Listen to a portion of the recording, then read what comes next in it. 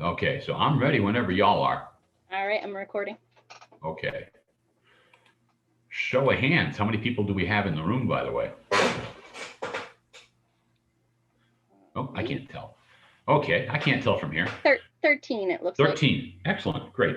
Okay, so for those of you who don't recognize me, my name is Brian Anders. I'm the currently the Council Commissioner for Heart of New England Council.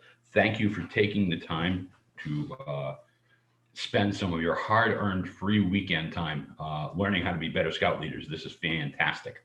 And thank you all for showing up and to all the instructors who are giving up their time to do this work today. We're here to talk about family camping. One of the other hats I wear is this uniform with the blue shoulder loops. And I'm on the PAC committee for Cub Scout PAC 274 in Dudley. As a commissioner, I'm supposed to wear the uniform and represent, but we're going to talk about camping. And one of the first rules of family camping, especially for Cub Scouts, is that we don't wear these shirts because we get dirty. So if you'll excuse me, I'm going to get into my camping clothes here. And we're going to get started. So as opposed to having an agenda, because we're camping today, we're going to follow the trail. And these are some of the things we want to highlight for the amount of time I have here. So we're going to talk generally about camping and outdoor program for Cub Scout packs. And specifically about Cub Scout camping, because Cub Scout camping is a little bit different if you compare it to what troops are doing in Scouts BSA.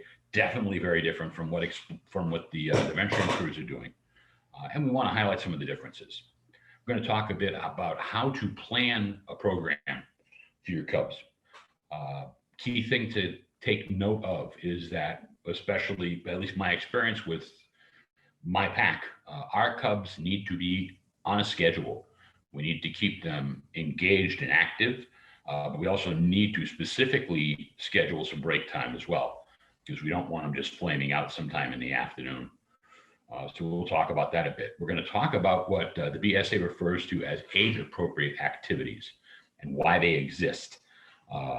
So I stole some material from other class I was going to run, and I wedged it in here. We're going to leave time, obviously, for your questions and give you some places to look for additional information. That's my short punch list for today. Obviously, if you have questions, Kelly, are you monitoring chat? Thumbs up or down? Are we utilizing chat here? Okay. So if something pops into your head, question you have along the way, please pop it into the chat. If you don't think, especially if you're worried you might lose track of the question between now and the end of the session, but we will definitely budget enough time for questions and answers at the end of the class. So thanks for showing up, and let's get started. Thank you. So the outdoor program. As we know, any of us who have been involved in the program for a bit, every rank in Cub Scouting now has adventures that take Cub Scouts outdoors. And that's a large measure of what National BSA did when they put in the current Cub Scout advancement program.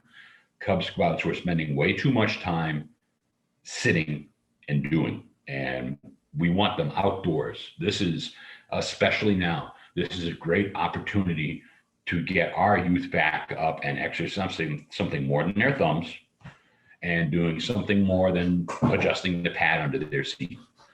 The weather, believe it or not, is actually improving, and the outdoors for Cubs can be almost anything. It can be urban, it can be something in the middle of a city, it can be rural. It doesn't need to be a remote location. We want them outdoors. I was a lion, whatever the correct term is for the adult who gets the lions when they show up, for a couple of years. And I personally enjoyed the 1 foot hike that lions have to take. And Cubs would be asking, the Scouts would be asking, well, why are we only doing a 1 foot hike? And where we're specifically meeting, I have this nice big open mowed area of grass where they play volleyball during the summer when they're doing CCD classes. And we walked into the middle of the grass and said, okay, we're done hiking. And well, what are we going to do here? I said, you're going to close your eyes and you're going to close your mouths and you're going to open your ears. And I want you to listen. And I want you to tell me when I ask what you hear. Pay really close attention. And your parents have to do it too. So it was a neat experience for them to just come out and experience the outdoors that way and kind of try to make a connection to what was going on outside them. That's all they don't need to know that the outdoors is a campsite or it's a park. It can be in their backyard. Uh, Cub Scouts do need to learn more about their natural surroundings. We all do. We all actually kind of benefit from that one. Cub Scouts and camping. Cub Scouts do day trips and scout and parent weekends. In our council, we actually used to call them parent and pal weekends that we would run at the camp. Cub Scouts camp as a pack. They don't camp as individual dens. It's a pack activity. The entire pack goes, or the entire pack is invited. Families come along. My pack has camped at council camps. So we've camped at Treasure Valley. We've camped at Winoxet for weekends. We actually did a really neat camp out in Herkimer, New York, across the road from the Herkimer Diamond Mines. There's a KOA. And the folks who run the Herkimer Diamond Mines, the woman in charge is a geologist, and they have a really neat program that they run over there that we took advantage of with some of our older scouts. So it's a pack activity. It's a weekend. We have other considerations, obviously, to think about, like running water, for example. Cubs should not be camping without running water. Chemical toilets on a day thing are okay, but if it's an overnight, we would much rather have good sanitary facilities available, and parents appreciate that too, some more than others. It should be scheduled and structured, so we should know from one thing to the next how long we're going to spend doing X. We're going from this activity to that activity. We're going from this activity. Okay, we're going to take a break and have a snack. Or the next activity is we're going to make trail mix, and then we make trail mix, and then we're going to go on a hike. And then we're going to come back from the hike and take a break, and it'll be time for lunch, and so on and so on. Scouts BSA troops tend to post on occasion, especially at summer camp, they'll post a daily schedule. I find it's helpful if you do the same thing on a Cub Scout camp out. Post the schedule. What are we doing today? What's coming up? What are the highlights of the activities? That way, everybody, including parents or adult partners, know what's going on and what's coming next. And they can stay in touch with you on things. It should be structured so that, again, we're trying to keep the youth engaged and we're trying to keep the parents engaged. One nice, probably very well-intended side benefit of Cub Scout camping is by putting this schedule and the structure in place, those of us who already have the tan shirts get to demonstrate to all the other parents the amount of effort we're putting in to pull this out. And occasionally you get one or two who, what can I do to help?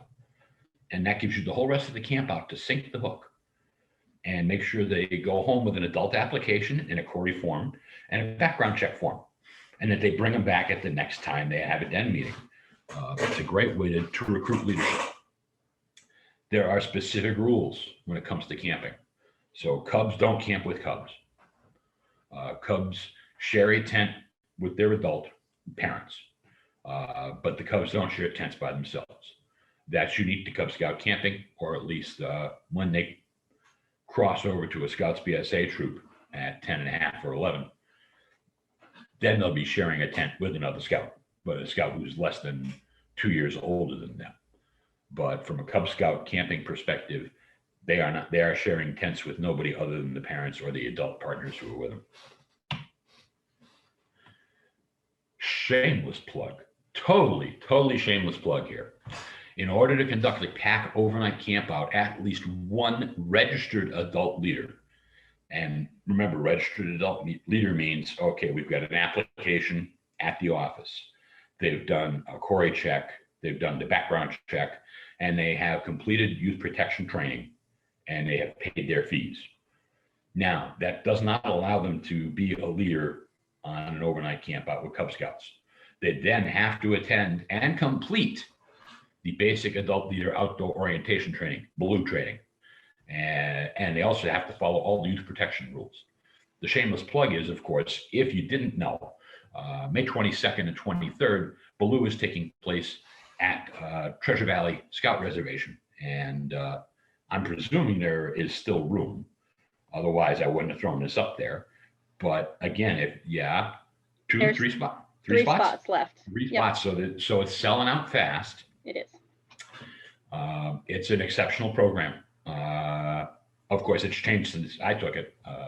Although I do have the stone tablets from when I did take it. And but it's an exceptional program, and it is a requirement for Cub Scout packs. At least one leader on every overnighter has to be Baloo trained. If you're a more senior den leader, or you're an assistant Cub master or Cub master, and you have an eye towards crossing over with your child to a Scouts BSA troop or something else, very good idea to make sure that you have multiple leaders in your dens who have Baloo training, so that the pack still has the capability to go camping. Because without that, you shouldn't camp, pure and simple. Somebody has to have it. Again, I mentioned Cub Scouts need structure. They need to be able to stay focused on the current thing, know that something else is coming. We've all had experience with attention span and how it differs based on the age of the scout. And sometimes that's not just the Cubs. I've been known to have a few squirrel moments of my own, more than I care to think of. So we need to be sensitive to that. We need to make sure that, if we're starting to lose focus, have those 2-3 things in your back pocket to deal with. Make sure we're scheduling downtime or break time to let their heads relax as much as their bodies. And again, keeping the parents, adult partners involved in the program. We are a family-based program as Cubs. We encourage family participation, whether it's on events, whether it's at pack meetings, whether it's at fundraisers, and campouts are exactly the same. They help us deliver the program. B, the opportunities they get to see their child master a new skill or do something they've never done before and demonstrate it in front of them is priceless. And that's our opportunity for us to reinforce to parents how important that sort of stuff is for them. And my first favorite acronym, Kismet, keep it simple and make it fun. One of my mentors in scouting was John King, who was the first director of Cub Scout Day Camp up at Treasure Valley when they first started offering Cub Day Camp. And John always preached the concept of serious fun, which I took to heart. And John's definition of serious fun was that to modernize it, no child in their right mind is going to go to a church hall once a week and get their character developed. But if they're playing games, if they're active and engaged, if they're learning how to do things, and we sneak some of that character development stuff in, we're doing our jobs, and that's serious fun. So again, one nice underpinning thing to whatever you have put together. Past Cub Scout campouts that I've been involved with, we've spent one campout where the entirety of Saturday was spent on belt loops. And as opposed to the current advancement system, these were additional awards that were available to Cubs at the time. So there are opportunities for non-advancement or elective belt loop work. And several cases where one specific program you put on could actually qualify various Cubs in different ranks for belt loops. If you haven't seen them, there are a couple of really good Excel files put together by some Scout folks who have gone over the advancement program, and they've actually mapped out, if you do, for example, if you go out and buy owl pellets and you're going to dissect owl pellets, and you get past the parents who are concerned because they know where owl pellets come from and don't want their children handling them, even if it is being dissected with a sharpened wooden skewer, you can draw a line through from Lions all the way out to Weeblos and Arrow of Lights, where those activities fall into certain various achievements or belt loops that the scouts can earn along the way. And so in the process of doing one thing, you're actually killing 5 or 6 birds at the same time. But we had focused on geology. We had focused on a couple of things. We separately took apart our Weeblos and Arrow of Light Scouts and talked about some more advanced stuff. We even had our den chiefs come along. Den chiefs are great if you can get them to come on campouts, because you can put them to work too. We've put them to work with our Weeblos and Arrow of Light Scouts, teaching them how to build a campfire in a half barrel, because we were camping in a pine grove and there was a lot of pine needles on the ground. So you couldn't build the fire on the ground. You had to build it enclosed and elevated. So they built a campfire for us on Friday night when we arrived. And their job Saturday was to do instruction using the EDGE method: explain, demonstrate, guide, enable, teach these older Cub Scouts how to build the campfire for the campfire we were going to have Saturday night. And both parties did a great job. And we had a great campfire and nice sunny night. And we were on a beach. And my committee chairman and I had gone out into the water with a bunch of tiki torches we bought from Ocean State Job Lot and a bunch of rebar. And when the scouts and their families came down to the beach for the campfire, you thought the Vikings were coming in, because there's a big half circle of tiki torches out in the lake. And then the campfire was already lit and waiting for them when they showed up. It was so cool. And a nice sunny night. Very memorable experience for everybody. Where do you get ideas for program planning? Another shameless plug. There's this thing called Roundtable. And a lot of the folks who are here today regularly attend the Roundtable that our council, the Heart of New England Council, puts on virtually. It's an online roundtable. It's a Zoom meeting. If you look on the calendar on the Heart of New England website, it is the first Monday of the month, I believe, or second, I forget which now. But there is first. And but there's a direct link on the calendar that will take you right to the Zoom meeting for the roundtable. The topics vary every month. There are Cub Scout topics. There are Scouts BSA topics. There are general topics. There are visitors. We have discussed, for example, talked about safe scouting. We've talked about bullying. We've talked about Cub Scout specific programming. We've talked about Scouts BSA specific programming, and we have time as leaders to talk to each other as well. Those of us who remember back in the old days when we met face to face, BC, before COVID, when we did Roundtable, one of the key features of Roundtable was the ability to network. You could sit and talk to other people who do the same crazy things that you do and get ideas. And to a large extent, even virtually, our Roundtable does accomplish that. If you don't currently have someone from your unit going to Roundtable, get somebody to go. Even if you take turns and a different person goes every month, it's a wealth of information and program planning ideas. Because if somebody's already invented the wheel, why not get some assistance from them? How did you deal with X, Y, Z?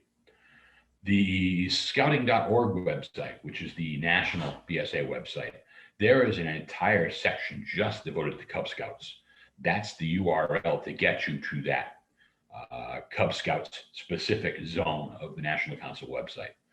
And it covers a lot of information because it talks to parents about program and what our program is and what we try to accomplish. But there are program aids, there are program helps for den leaders there, and tips for how to run specific den meeting ideas, how to run pack meetings, and how to do campouts and what kind of programs you can put together. Great information, free and for the taking. Utilize it. Social media groups. There are probably more Cub Scout related social media groups and scouting related social media groups on Facebook, for example, than I can shake a stick at. And I belong to a few of them.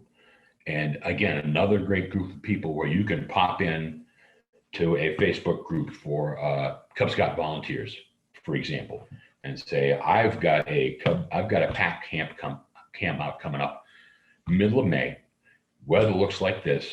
I'm looking for ideas for program. What do you think? And within a couple of hours, you'll probably have 30 or 40 ideas thrown at you that people have done. And utilize the technology as well. It's a great, beautiful mine of information. The group mind is fantastic. The people you meet today, even if you just meet them virtually, like myself, are great resources. I've been an adult volunteer. Let's see, it's been 20 years now as an adult volunteer. I was a Boy Scout when I was a boy. And, or as my Cubs would put it, right after God created dirt, I was a Boy Scout. And in 20 years, I've been a den leader. I've been a Weeblo's den leader. I was a Cub master for 5 years after my son crossed over to Cub Scouts. From Cub Scouts to Boy Scouts. I've been a PAC committee chairman. I actually spent a couple of years as a chartered organization rep. And I've been involved at the district level for the last few years, district and council level as a volunteer, while maintaining my ties to both the local PAC and troop. People like myself, people who are sitting here today, are a wealth of untapped information. All you have to do is ask a question. Have you ever done X, and how did you do it? I can regale you with all kinds of stories about how we went mining at the Herkimer Diamond Mine, which is a surface mine. So we didn't have to go down, but we were sitting with our goggles on, and we had our little hammers, and we're finding little crystals. And one of my parents actually found a fossil, which was very cool. Sucker was about that big inside the rock. And the folks who ran Herkimer Diamond Mine asked if, thought that was great. They said, we've never seen one of those here before. Could we have it? He said, no, I'm taking it home. It's mine. Not very Scout-like, but he was right. We've done campouts in New Jersey. If you've never heard of it, it's called the Franklin Mineral Mine. And it's an underground mine, and the rocks look just like rocks until you expose them to blacklight, and then they fluoresce. And especially the Scouts don't expect that. And that is wicked cool. Any kind of a surprise like that you can pull on the Scouts. So after doing some work, they get this extra special surprise. Neat stuff. Plus all the other things that you can take advantage of that exist where you don't have to plan the program. For example, did you know there's a waiting list, but you can actually schedule to have an overnight sleepover on the USS Constitution? That's a relatively recent addition to their program, about 2 years now, I think. And the Constitution is perfectly sized ship for Cub Scouts, because at that time, most adult males weren't really as tall as a lot of us are. So it's relatively good scale for them. And just to sleep over on that boat overnight is wickedly cool.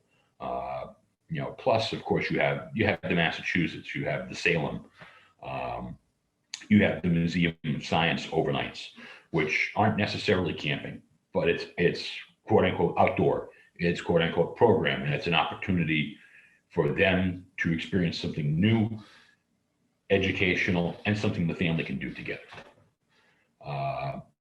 There are also these folks called commissioners. If you don't know what a commissioner is, commissioners are intended to be the folks directly responsible for unit service. So every unit in our council should have a unit commissioner assigned to it in an ideal world. One of the biggest challenges we have is recruiting commissioners. So you may not see a unit commissioner per se showing up to visit your PAC at a PAC meeting, or except having somebody to invite to a blue and gold or to a crossover ceremony.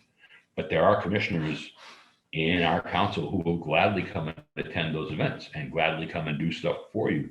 And they're exceptional resources. Our number one job as commissioners is to support the units, provide unit service, and connect you with these other resources that are available either within our districts or within our council at large.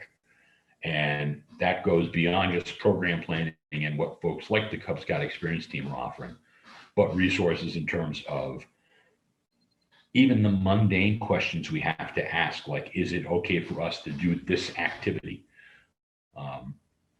there are unauthorized and restricted activities, surprise, surprise, when it comes to the Boy Scouts of America. And some of those restrictions are age-based. So there are things that Cub Scouts can do, but there are also things that Weeblos and Arrow of Light Scouts can do, but that Cub Scouts can't. And there's this very, very little sliver of stuff that Lions can do. And then it expands as they move into a Scouts BSA troop or as they go into venturing. Some of it is based on risk, obviously. How likely is someone to get hurt badly doing this?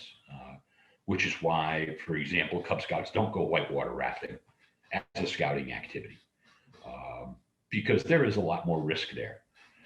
Up until very recently, it was very recently when they made the change where they said Cub Scouts could use canoes because they couldn't use canoes.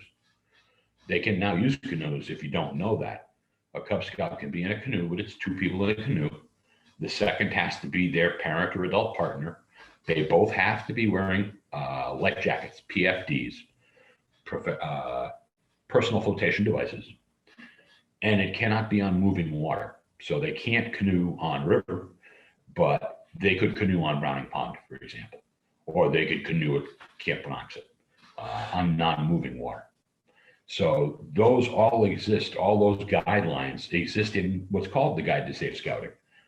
It is a book you can walk into a scout shop and buy if you so desire, but about every 6 months it gets updated online, and there's a link to it directly to the online version from the scouting.org website.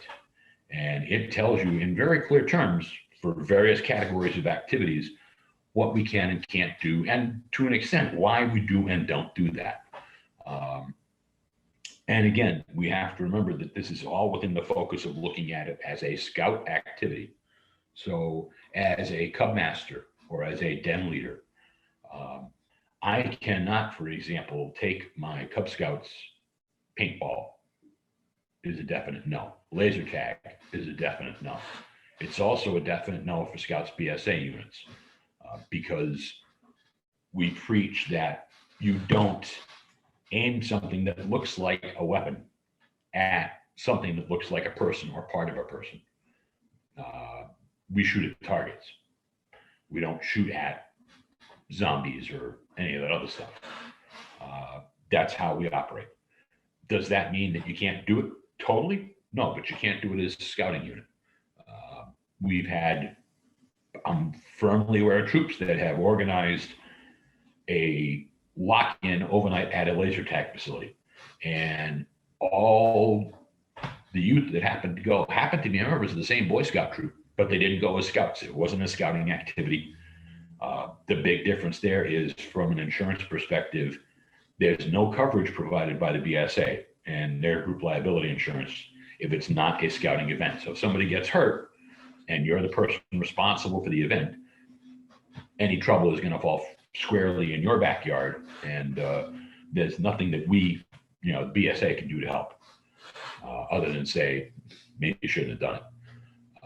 But generally speaking, there is within the Guide to Safe Scouting a listing of unauthorized and restricted activities. And unauthorized activities are not considered official scouting activities.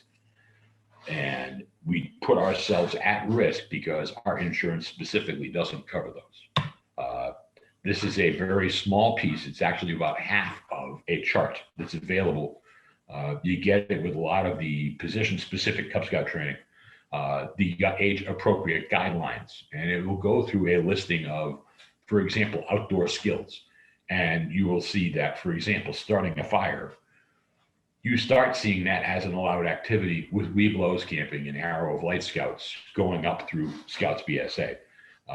We're not going to teach kindergarten aged Lions how to build a campfire or how to start a fire.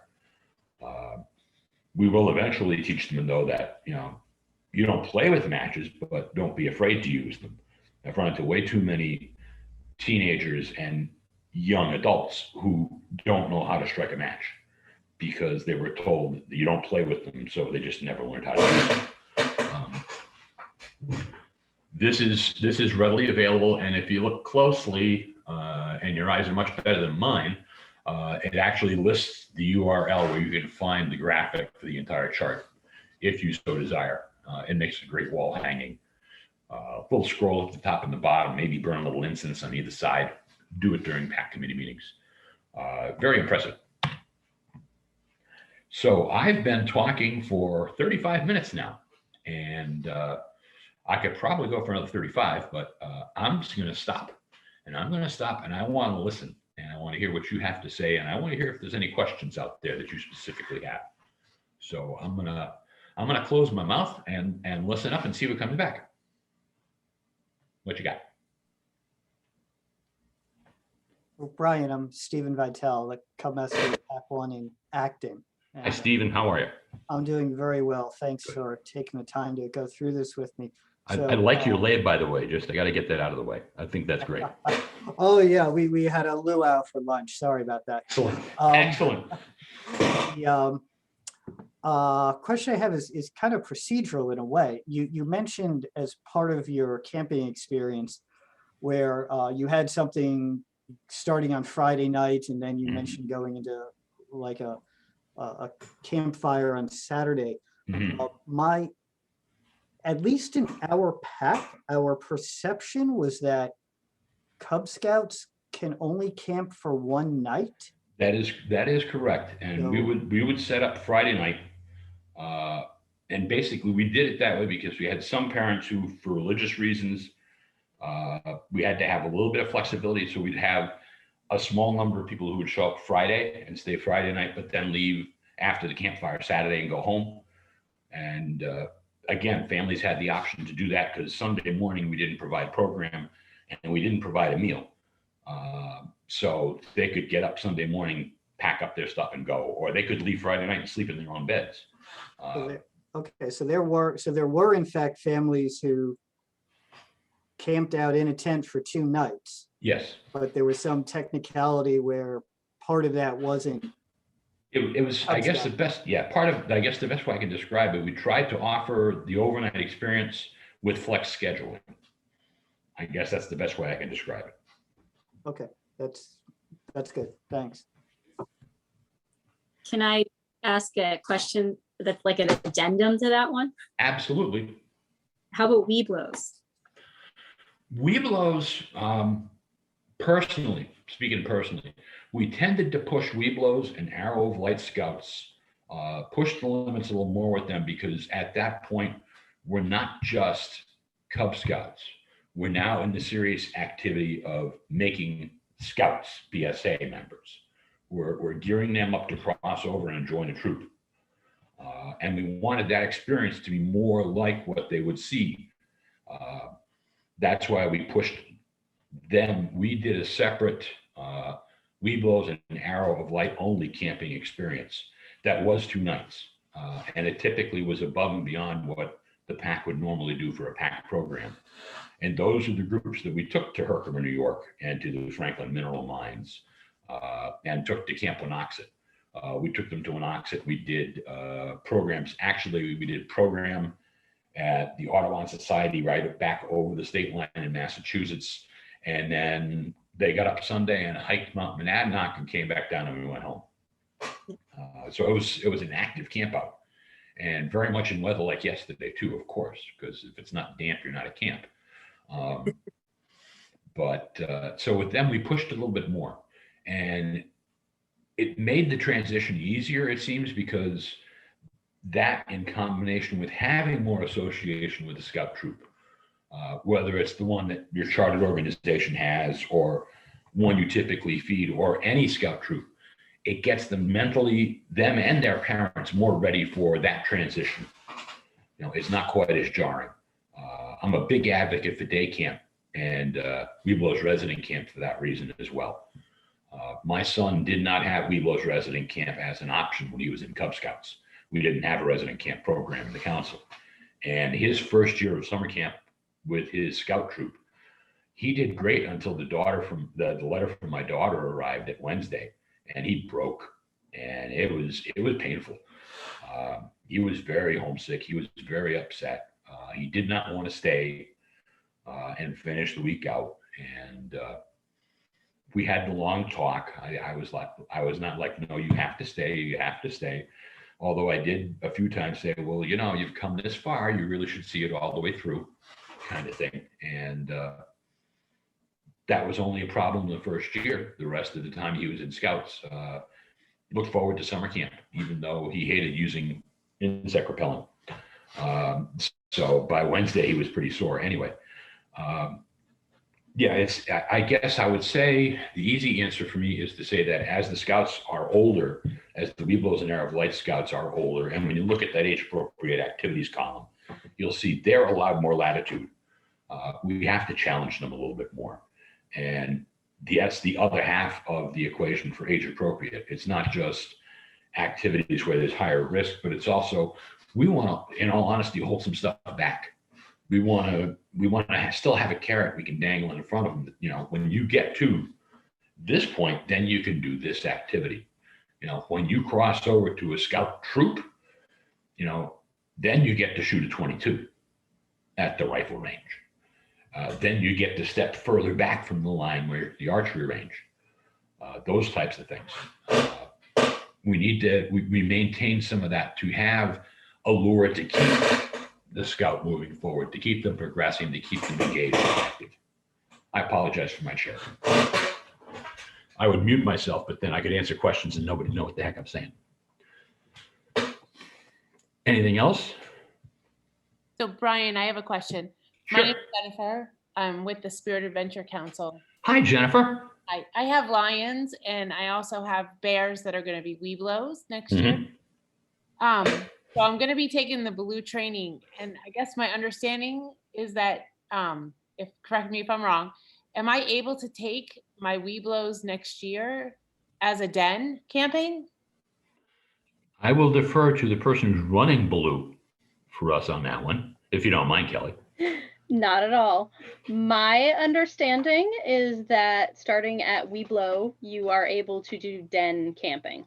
So yes, as long as you have 2 registered leaders and blue trained leaders, you can, or at least one of them is blue trained. I always thought it was 2, so I learned something new today. Well, it's called suspenders and pop rivets, Yeah, we actually have, so one of my other parents in my den is blue trained. Excellent. Yeah, so you would. This wouldn't happen to be and again, it's also, especially with cubs, we have to be concerned about, from a youth protection perspective, you run the possibility that your entire den is not of a single gender, or your entire camp out crew is not of single gender. So you have to also consider that for your YPT coverage. Yep, for youth protection. Yeah. So if you have female scouts, they need to be separated from your male scouts. In separate tents. So if your other leader is male, he would have to be in a separate tent. And from the females, if you have any female scouts in your den. If not, you would have to be in a separate tent. And my understanding with that, though, with a den camp out, those scouts can't be together either, can they, in a tent? So yeah, I had asked this question because we have, I thought that unless they're when they go over to BSA, that families in Cub Scouts can stay together. Because especially with COVID, it's like, you're not going to split that bubble up, right? Right. Right. So Yeah. my husband is actually the other leader. Okay. I'm just furiously writing notes, because I will tell you honestly, I can't directly answer the question, but Find the I answer. can get you the answer. Yes. Well, Exactly. I know it's so complicated now because of COVID, and I know things change, and yeah. So My hair looked a lot darker before COVID. Brian and Kelly, if I may, actually, we just had this situation. I talked to Kelly Stickney about it with Webelos resident camp. So camping out Webelos, right?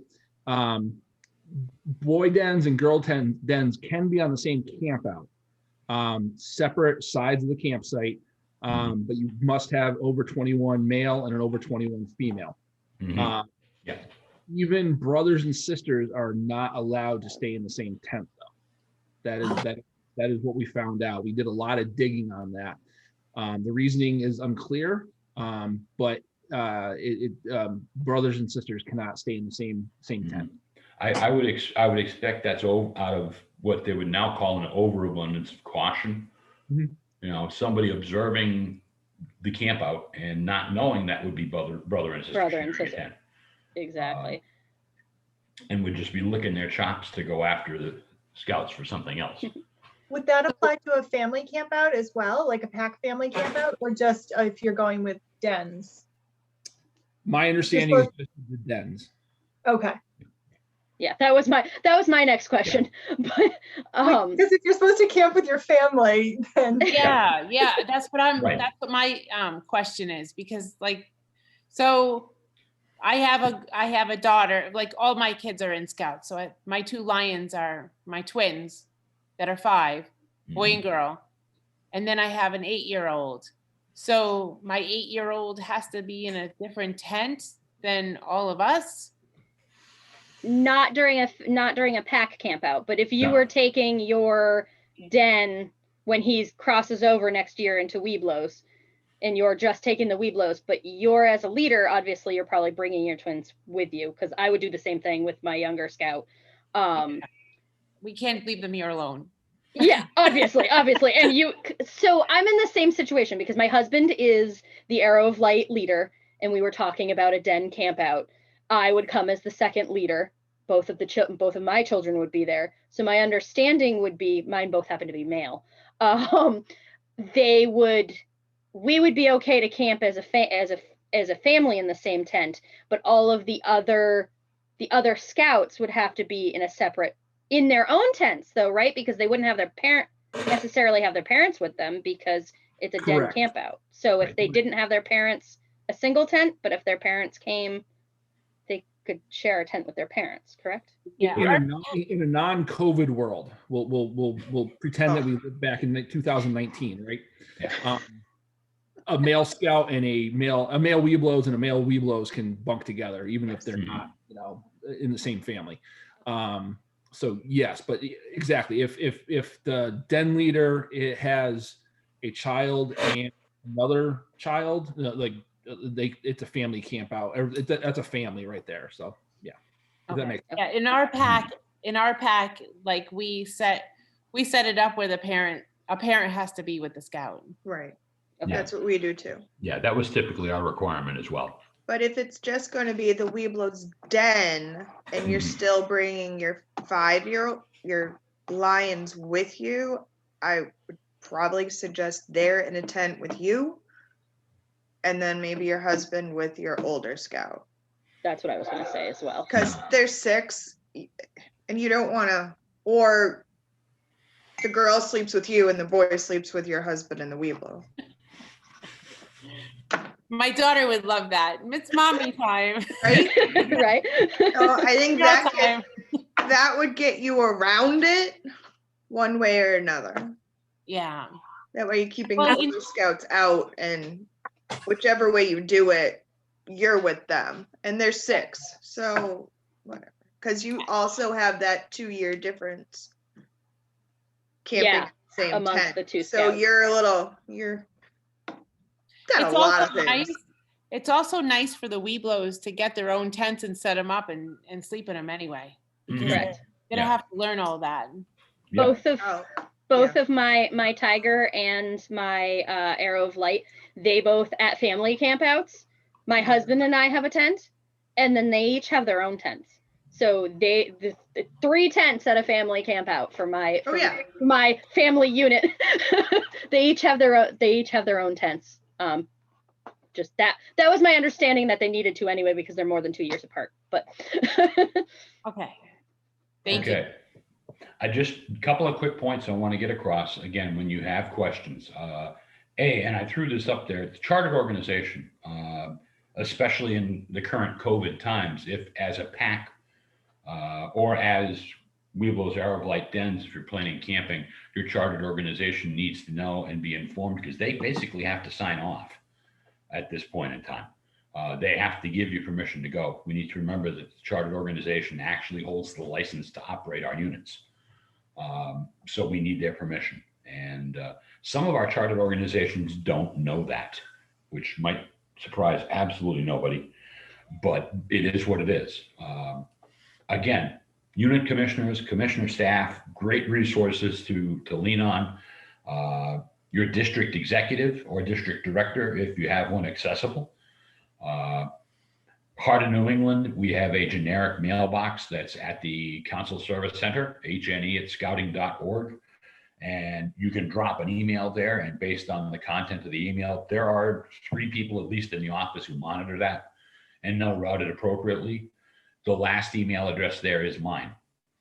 And I don't care if you're with Spirit of Adventure and you have a question. I have this bad habit. I answer phone calls and I answer emails. I may not be really timely on getting surveys out all the time, but I do answer questions, and you're welcome to drop one if you have a question. And again, if I don't know the answer, I promise you I'll get you one, or point you in the right direction. We have this incredibly great challenge as leaders of younger scouts, because we're teaching them how to be better people at a very early age. We're teaching them about things that people don't openly talk about or talk about doing anymore. And I used to say that and talk about things like citizenship and service and helping other people out and doing something because somebody needs to do it. And at times today, it's kind of like, well, things like balancing a checkbook, how to write a letter, those types of common sense things that we get to expose our scouts to. And our parents are entrusting us with something that's, one of their most valuable things. Their own children are being entrusted to our care. Our job, my job as a commissioner, any of us that are here today, our job is to help each other be the best we can be at what we're currently doing, and then to pay it forward and pass it along. So to echo what I started with, I want to thank you all for taking the time to be here, because this is an investment of your time in your scouts. And to me, that means a heck of a lot. And I thank you for being here, and thank you for questions and any future ones that may show up. And let's go have some serious fun. Thank you very much, Brian. And I have 7 minutes to spare. I will make a side note that we talked about blue and how many spaces were left. There is now only 1 space left as far as I know. So 2 of them got booked during your talk. Yes, Okay. so I think one of them's I my texted committee the chair. leaders and like, have you done it Yeah, yet? Go do I it. did it too. Yeah. So there might not be any. I'm gonna I'll Okay. send out an email. I will check with Kelly Stickney and see where we're at tomorrow. It's always good to on have a Monday. waiting list, and it's also good to develop potential candidates if we have time to do it again in the fall. Oh yeah. I got 5 minutes to talk about wood badge if you want. Throw it out there. I've already done it like 3 times today. Actually, I do have another question. Yeah. Are we able to camp in our backyard with our dens if they're in tigers or if they're lions, tigers, bears? Oh my. Oh There my. you go. I was waiting. Yay! I'm so glad somebody else I know, we're like, yeah. been waiting for years for that. I guess my point shoot aim answer is yes, because A, you've got easy access to running water. And hard shelter. And it's a confined space. And at the height of the pandemic, I know Scouts BSA troops that were camping in leaders' backyards because they needed to camp. And not just, oh, we want to go camping. No, it's like they're jonesing, we got to go camping kind of thing. And the only place they could go, and they camped in the leader's backyard, pitched tents, had a grand old time, socially distant, and in the tent by 9, because you had to be home at 9. Well, the tent was your home for the weekend. So at 9 o'clock, you were in your tent, and you were allotted some additional time on the walkie-talkies to chat before everybody had to shut them off for lights out. And are we supposed to let our Cub Master know that we're doing that? Oh yeah, definitely. Okay. There used to be paperwork you had to do years ago. It was called a It was a local tour permit application. So for any activity, I think it was within 250 miles, there was an actual form you had to file that was signed off by the chartered organization and filed with the council office so that everybody all the way up the chain knew what you were doing and where you were going to be. And then for 2 years, they went to an online form, and then they said, no, you're big people. You can handle this. It's your responsibility. You deal with it. So they didn't require us to notify council or the district or anybody else. At the bare minimum, though, the Cub Master, as Cub Master, I kept blank local tour permit applications. And I told my den leaders, if you're even having a den meeting at a location you're not normally meeting at, I want one of these, and I want to know where you're going to be and how long and what for. Yeah, I remember doing that as a Girl Scout leader. Yeah. But I haven't had to do it. Now, so we have to ask our Cub Scout master, and does he notify the council? He as long as he knows, in a good, healthy relationship with the chartering organization, your chartered org rep knows what's going on. Your chartered org rep is invited to and should be attending at least some of your PAC committee meetings. So anything you folks are doing for activities should not be a surprise, and they should be aware of. If you have a well-functioning PAC committee and you have a secretary or a PAC committee chairman who takes notes and publishes them afterwards, you make sure a copy gets to your chartered org rep or the chartered organization somehow. And at least that way you've notified them. Here's what we're doing. Okay. Sorry you didn't get to talk about Wood Badge. That's okay. It's a great experience. Everybody should do it. 2022. It is a phenomenal experience. I would flunk right now. There is no. I don't have There time. is no flunking. There is no flunking. You get the builds. You get to build rockets and candelabras and all kinds of fun stuff. Yeah, maybe when the kids graduate from high school, my husband and I will do it together. Mhm. I will say I will highly recommend it as a Bear or Weeblos leader because it prepares you for when they move to Boy Scouts and what to expect. Mhm. Yeah. Like highly recommend it those 2 years. Yeah. And And if you go, you get to see some of our friendly faces. yeah, Right? most Kelly, Cub Scout leaders. mine. Most Cub Scout leaders and Cub Masters, well, I don't need that yet. When you're actually the ideal people we want to see there, because we get you the good stuff and in concentrated doses that you can take back and put to work with your own units and It make your helped. program better. It helped immensely. Yeah. It made a huge difference in my knowledge. And Mhm. for that, I had no idea how a troop runs. I don't run a troop. I'm Yep. with the pack. Like I have no clue. And now I have a better understanding so I can help, Yep. that crossover. And we talked about communication and everything in the last, it's excellent. And there's bacon. And Bacon. there's bacon. Yay, Lots bacon. of bacon. Bacon. We had the course I was course director of, which Kelly was a participant. Aaron was on my staff. Kevin was on my staff. Rob Lewis. Cosman was on my staff. Lewis was on my staff. And we'll vouch for the fact we had bacon at every meal. We had bacon for dessert. We have It was bacon so for good. dessert. So we're just saying. Made me the man I am today. Yes. Chris would text me pictures of all the bacon you guys were eating. Oh God.